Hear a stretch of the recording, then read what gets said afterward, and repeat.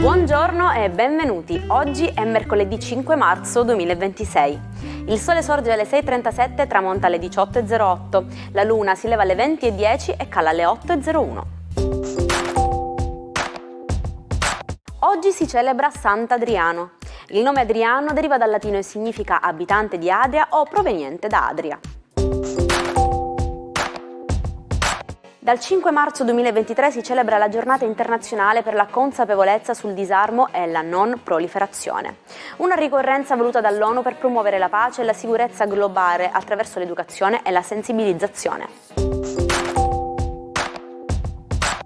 Oggi compie 31 anni Alice Campello. Influencer ed imprenditrice di successo, è la fondatrice di popolari brand di bellezza e di moda. È sposata dal 2016 con il calciatore Alvaro Morata, con cui ha costruito una splendida famiglia composta da 4 figli: i gemelli Leonardo e Alessandro, Edoardo e la piccola Bella. Giorgia Palmas festeggia oggi 44 anni. La splendida conduttrice sarda, indimenticabile Evelina Mora di Striscia la Notizia, ha proseguito una brillante carriera televisiva vincendo l'Isola dei Famosi e conducendo programmi storici come Paperissima Sprint. Eva Mendes invece compie oggi 52 anni. L'attrice e modella americana, protagonista di pellicole come Hitch e Training Day, è da anni lontana dai riflettori del cinema per dedicarsi alla famiglia e alle sue attività imprenditoriali. È legata dal 2011 con l'attore Ryan Gosling, da cui ha avuto 2 figlie. Chi non ha mai cantato una canzone di Lucio Battisti?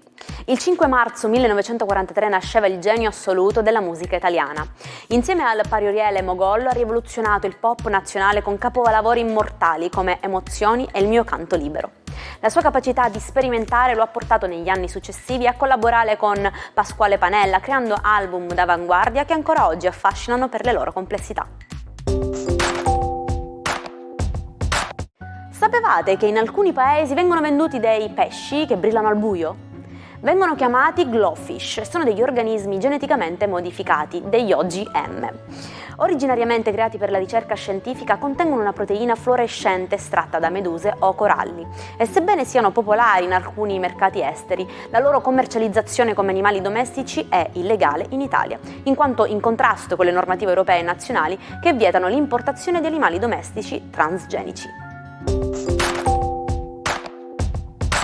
Il 5 marzo 1876 nasceva a Milano il Corriere della Sera. Fondato da Eugenio Torrelli Violler, il giornale debuttò con sole 4 pagine e 3.000 copie. In breve tempo divenne la voce più autorevole del giornalismo italiano, ospitando le firme di giganti della letteratura come Luigi Pirandello e Gabriele D'Annunzio e innovando così l'editoria con supplementi storici come la Domenica del Corriere.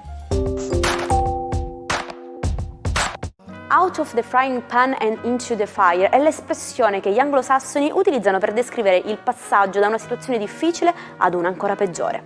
È l'esatto equivalente del nostro modo di dire cadere dalla padella alla brace.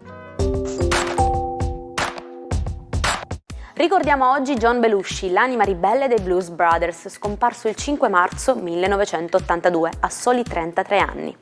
Un talento esplosivo, una rock star della comicità che viveva ogni istante al massimo ma che non riuscì mai a conciliare il suo spirito libero con le espressioni dello star system di Hollywood. La sua scomparsa prematura ha lasciato un vuoto incolmabile nel mondo del cinema e della musica. E ci salutiamo oggi con la nostra frase del giorno. Se vuoi sapere com'è un uomo, guarda bene come tratta i suoi inferiori, non i suoi pari. Il nostro appuntamento di oggi termina qui. Grazie per aver scelto di iniziare anche questa giornata con noi, con l'Almanacco. Ci vediamo domani per scoprire nuove curiosità e celebrare assieme un altro giorno. Una buona giornata dalla vostra Jaire.